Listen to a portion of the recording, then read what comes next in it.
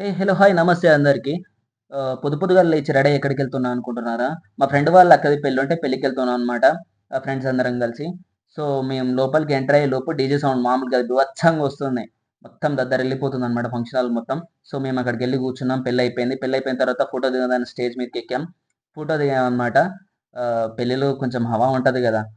దాని తర్వాత లంచ్‌కని ఎళ్ళామనమాట. లంచ్ తిందామని ఎళ్ళాం. లంచ్ చేసాం. లంచ్ చేసి వచ్చేలోపు ఇంకొంతమంది ఫ్రెండ్స్ వచ్చారనమాట. తెలవకుండా కమ్యూనికేషన్ లేదనమాట. కొంతమంది అలాగలాగా ఎళ్ళినామనమాట.